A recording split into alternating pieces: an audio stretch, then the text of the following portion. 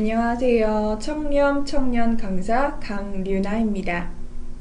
오늘 수업할 주제는요, Speech for Startup 이라는 주제를 가지고 수업을 진행하고자 합니다. 대부분 스피치, 스타트업을 위한 스피치라고 하면 이 수업 프레젠테이션을 위한 수업인가? 라고 생각할 수 있을 거예요.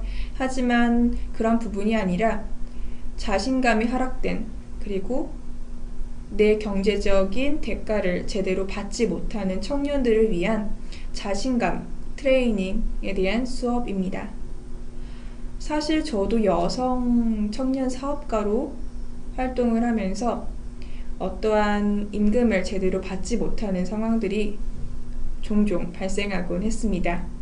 이때 곰곰이 생각해 보니까 내가 만약에 정확하게 어떠한 문제를 얘기하고 대화를 할 수 있었다면 그러한 문제는 발생하지 않았을 거라는 생각이 들더라고요.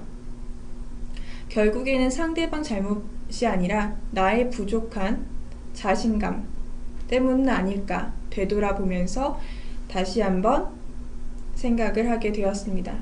이런 부분들을 다른 청년 스타트업과 공유를 해서 조금 더 깨끗한 경제적 사회 구조를 만들고자 오늘 수업을 진행하고 기획하게 되었습니다. 대부분 대한민국 하면 어떠한 부분들이 가장 떠오르시나요? 저는 아무래도 여자이다 보니까 육아휴직 혹은 한국은 엄마로서 살기 힘든 사회, 그리고 직장인들에게는 상사의 눈치를 보는 그런 사회라고 먼저 생각이 듭니다. 이렇게 눈치 보는 대한민국에서 청년들이 스타트업을 하고 창업을 하는 시대가 열리고 있는데요. 그렇다면 약자 또한 재해석돼야 되지 않을까라는 생각을 했습니다. 사회적 약자라고 하면 노인, 어린이, 그리고 여성 정도로 생각을 하는데요. 노인, 어린이, 여성들은 대부분 경제적으로 불안정한 상태라고 생각이 듭니다.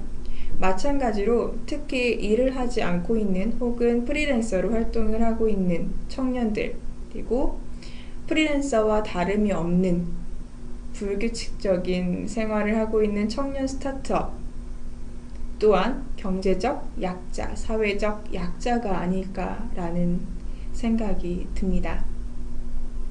이런 부분을 제가 얘기할 수 있는 것은 저도 준비하면서 어려운 고충들이 있었기 때문입니다.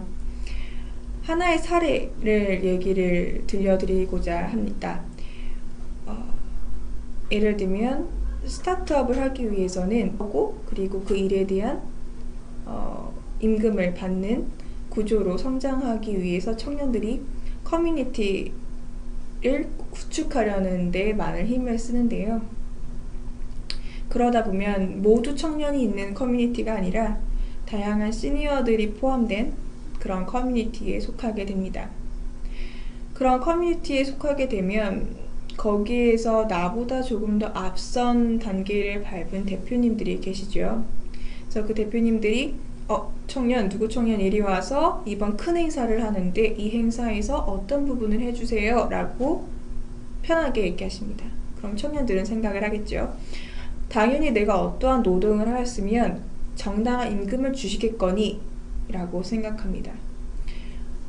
주시겠거니 이 부분이 잘못되었더라고요. 대표님, 제가 이런 일을 할 테니 이만큼의 임금을 주세요 하고 합의가 된 후에, 혹은 암묵적인 합의, 그리고 정당한 합의가 된 후에 일을 하는 게 순차적으로 맞는 거라고 생각이 듭니다. 이러한 부분을 눈치를 보고 혹시나 저 대표님이 내가 먼저 돈 얘기를 해서 어떻게 내가 또 다음에 나 부르지도 않고 나 왕따 시키고 나 스타트업 못하는 거 아니야, 이런 생각들을 할 수가 있어요. 저도 그래서 되게 조심스럽더라고요. 일을 하고 나서도 돈을 주지 않을 때 되게 불편한 거예요. 하지만 사실은 아닐 수 있는데 눈치를 엄청 보게 되더라고요. 그래서 그런 부분들이 되돌아보니까 내가 부족한 부분 때문에 그런 게 아닐까라는 생각 때문에 오늘 수업을 기획하게 되었습니다. 먼저 이러한 상황들, 당황스러운 상황들 속에서 릴렉스할 수 있는 상태가 필요해요. 발표 전에도 복식 호흡을 하잖아요. 마찬가지로 근육 이완을 한 상태에서 복식 호흡하고 발성하고 내 심신이 조금 더 안정된 상태에서 연습을 하면 코웃음 들이마시고 배가 빵빵해진 상태에서 멈췄다가 하면서 배에 공기를 쭉 빼줄 겁니다. 다시 한번 코웃음 들이마시고 멈췄다가 배에 공기가 쭉 빠지는 것까지 느낄 때까지 배를 쪼그라뜨려준다는 생각으로 쭉 빼줍니다. 이것을 한 3번 정도 반복을 하게 되면 조금 심박수라던가 이런 부분들이 안정화가 됩니다. 그 상태에서 복식 호흡을 했던 똑같은 방식으로 아나, 하, 동그라미 입모양을 낼 수 있는 단어를 선택하여서 발성 연습을 해볼 거예요.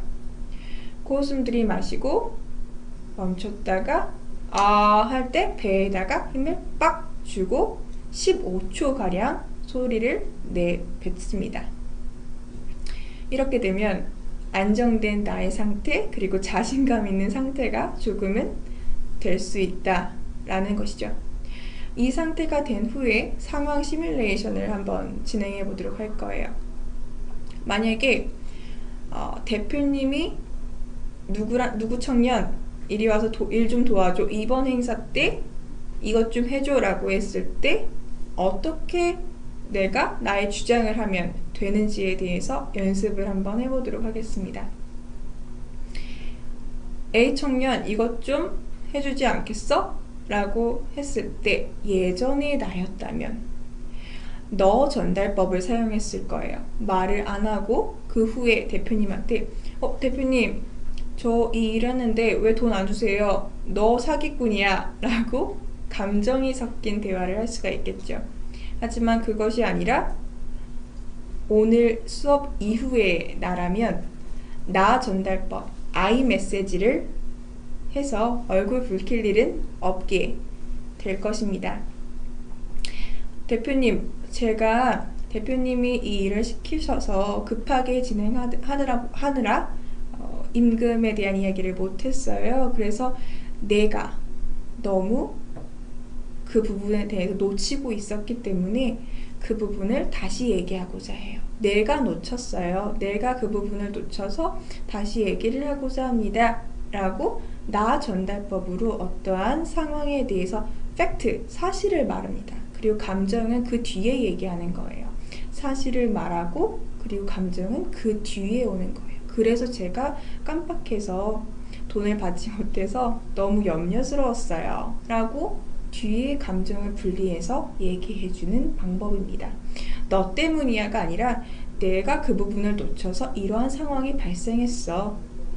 그래서 내가 너무 염려스러워서 너에게 다시 얘기를 하는 거야. 라고 전달을 한다면 않을까라는 생각을 하게 됩니다. 나의 권리를 주장하는 건 너무 당연하다고 생각해요. 하지만 제대로 전달을 할 수 있어야 할 것 같아요. 네, 지금까지 단순한 스피치가 아닌 카운셀링 스피치를 진행을 했고요. 내 스스로 자신감을 가져야 권리도 따라올 수 있습니다. 그럼 스타트업을 준비하는 청년 여러분, 화이팅입니다.